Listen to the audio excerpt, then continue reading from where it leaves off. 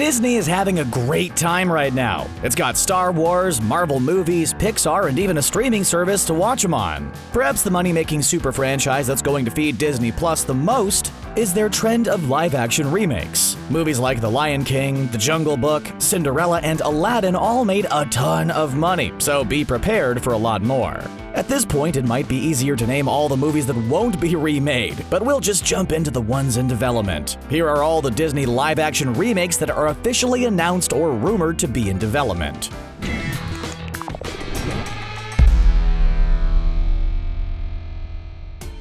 Mulan. The first live-action remake coming to theaters will be an adaptation of the 1998 animated classic Mulan. While most of Disney's modern adaptations are practically shot-for-shot remakes, the new Mulan is going in a different way. Taking a page out of the Maleficent franchise's book, this adaptation is going to drop the songs and most of the story. This time we'll see a completely new take on the story that won't have any songs sung by Donny Osmond. That's right, he sang I'll Make a Man Out of You. Crazy, right? What's crazier is that Jackie Chan sang it for the Cantonese version. Fans have very mixed feelings about all the changes to the new movie. For one, Mulan doesn't even have Mushu, which caused many to wish dishonor upon all the filmmakers and dishonor upon their cows. Dishonor on you! Dishonor on your cow! Stop. Then the first trailer dropped and fans started to get excited. Sure, it isn't the Mulan that we grew up with, but it does look like an interesting take. It's also apparently more faithful to the original story. It has Ip Man and Rogue One star Donnie Yen and Jet Li himself. The only thing left is for Rick and Morty fans to find out if that Szechuan sauce promotion is going to happen again. Rick and Morty fans get real crazy about Szechuan sauce. Szechuan? Szechuan sauce. Yeah. CRUELLA. One of the most interesting adaptations on the way is also one of the least publicized so far. Set to arrive in 2021, CRUELLA focuses on the early life of 101 Dalmatians baddie Cruella de Vil. If that isn't enough to excite you, the role is being played by Oscar winner Emma Stone. So far, all they've released is a publicity still of Stone in costume, and it looks amazing. Seriously, she looks like she's about to drop the craziest album of the year. If the bar wasn't set high enough already for this adaptation of the animated fan favorite, she also has to compete with other performances. Glenn Close famously played the part in the 1990s 101 Dalmatians, and it still stands as one of her most iconic roles. If that wasn't enough, Victoria Smurfit played her in the hit show Once Upon a Time. At this rate, Cruella's going to be the Joker of Disney villains. Somehow, she seems even more evil than him, though. The Little Mermaid. There's no doubt which Disney adaptation has the highest hype for it. The new Little Mermaid makes big headlines pretty much anytime anything's announced about it. There was quite the controversy when actress Halle Bailey was cast in the role. And by controversy, we mean the internet was basically on fire for 2 days. Anyone who watches the young actress as Sky on the hit show Grown-ish knows that there's nothing to worry about. She's going to kill it as the new Ariel, especially if her version of the mermaid throws more shade than the animated one. Is it too early to pre-order her Part of Your World?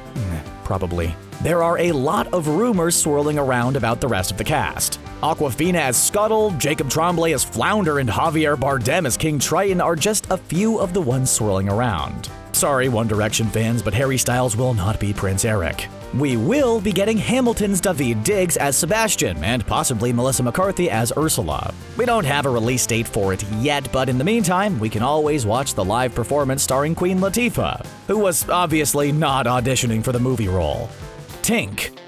Okay, someone needs to explain how Reese Witherspoon has so much time on her hands. She's a huge television star right now with Big Little Lies, Morning Show, and now Little Fires Everywhere. Not only that, but she's got another Legally Blonde sequel on the way, and a ton of movie projects coming up. So it's no surprise that she's going to star in her own Disney remake. Honestly, she probably has her own Marvel film coming up next. She's set to star as Tinker Bell herself in a new adaptation of the Peter Pan mythos. Judging from Witherspoon's career, this version of the fairy probably isn't anyone's cutesy sidekick. This one will likely make the Julia Roberts version seem shy and weak-willed. There's no word on who is going to play Peter or Captain Hook, but that doesn't mean we can't speculate. Noah Schnapp, Will from Stranger Things, would be a cool Peter. Meanwhile, can you think of a better Captain Hook than Benedict Cumberbatch? That was a trick question, because you can't. Let the speculation go wild in the comments section. Also, don't forget the most important Peter Pan character who would have to be in the movie. Rufio! The Sword in the Stone / Chronicles of PRYDAIN. After the end of Game of Thrones, everyone is trying to make a big-budget fantasy franchise to take the crown. Amazon's making a Lord of the Rings show and a Wheel of Time show. Netflix already has The Witcher and Dark Crystal: Age of Resistance. Is anyone surprised that Disney's throwing not one but two hats into the ring? That's right. Disney is developing their two best animated fantasy movies into live-action remakes. The first is their King Arthur classic, The Sword in the Stone. We've had quite a few King Arthur adaptations over the last few years. The Kid Who Would Be King is much better than King Arthur, The Legend of the Sword, if you were wondering. This outing would feature a sillier version of Merlin from the movie, and a plot more focused on fun than slow-motion action.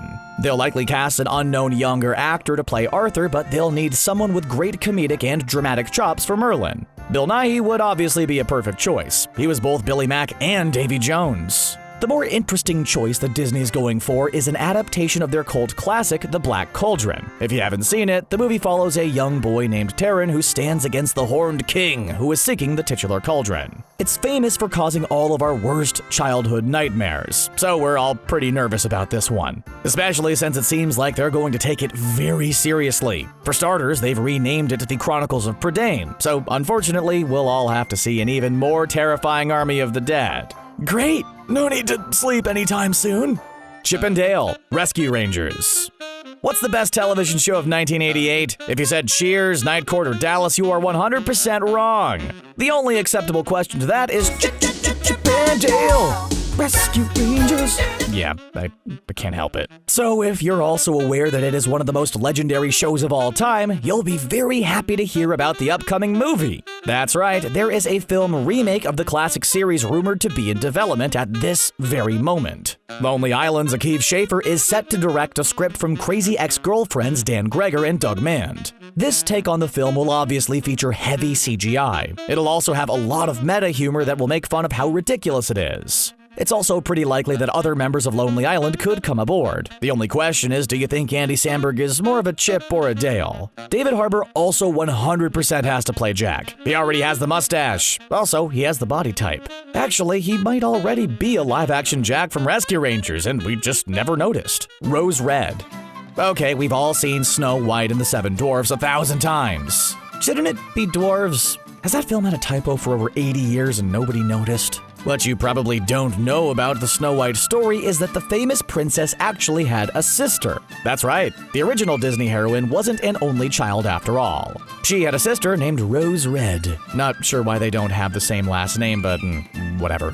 As long as the family kept to the same on-the-nose color theme, then the last name didn't really matter. So now Disney is looking to turn the spotlight on the lesser-known of the two sisters. This story would apparently focus on Red's quest to help her sister after she gets in her famously long sleep.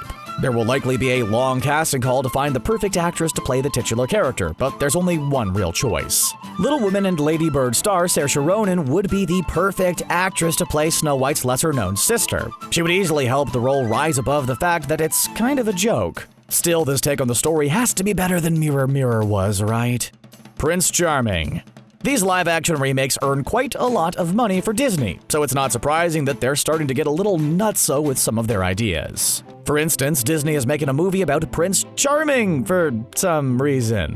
What is this film even going to be about? How he learned to dance? How to perfectly comb your hair so that it never moves an inch decades before hair gel was invented? How to spend an entire dance with a girl and not know her by her face but only by her shoe size? Maybe if they drive into the fact that Charming seems like kind of a jerk, like in Into the Woods, it'll be good. Honestly, Cinderella could probably do better. The guy always seemed like a bit of a rube. Look out for movies based around Doc from Snow White, the Owl from Sleeping Beauty, and Governor Radcliffe's dog Percy. The Hunchback of Notre Dame. The Hunchback of Notre Dame tends to get overlooked as one of the 90s Disney animated classics. That'll happen when you're sandwiched between Pocahontas and Hercules. Notre Dame is basically the third Hemsworth brother. You know, the one who was in Westworld. His name is like, Frank? Chester?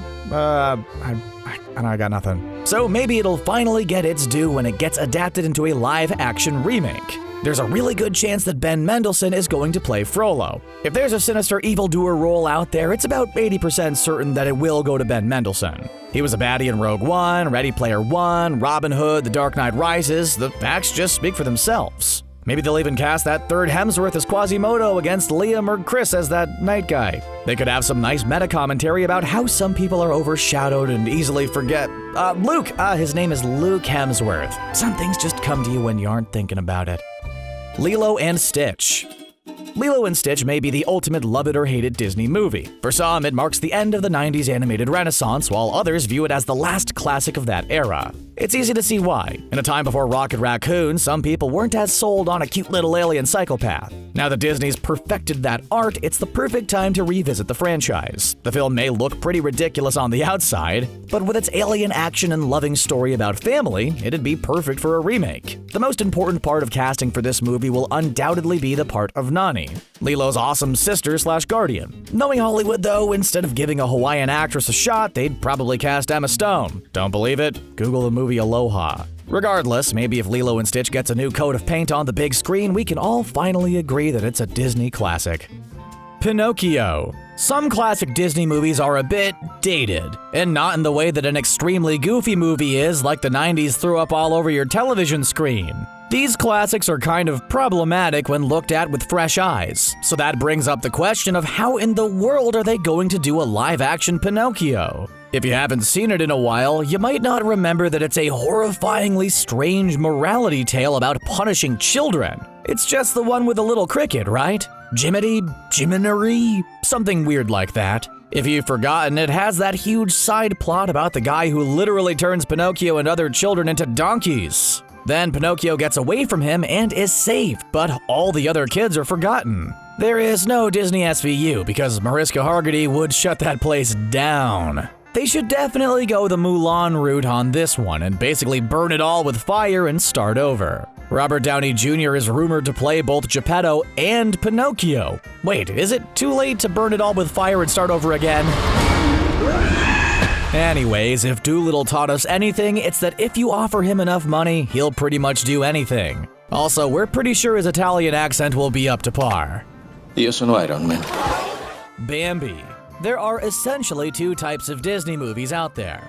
On the one hand, there are fun kid movies with songs that will never truly stop being stuck in your head. On the other hand, there are Disney movies that are made to completely traumatize children. The most famous example of this is none other than Bambi.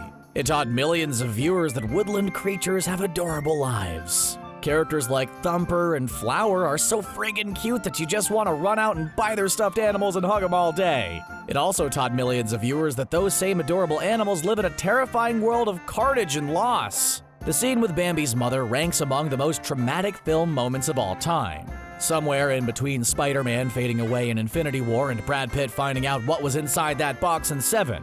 What's in the box? So everybody get ready because Disney's going to make a live-action version with the same technology from Lion King. It'll be like a National Geographic snuff film that's for kids for some reason. There you have it, all the Disney live-action remakes coming to a theater near you very soon. Which one's your favorite? More importantly, which animated classic do you want to get remade next? The Emperor's New Groove? Let us know in the comments, and don't forget to like and subscribe for more videos from The Binger.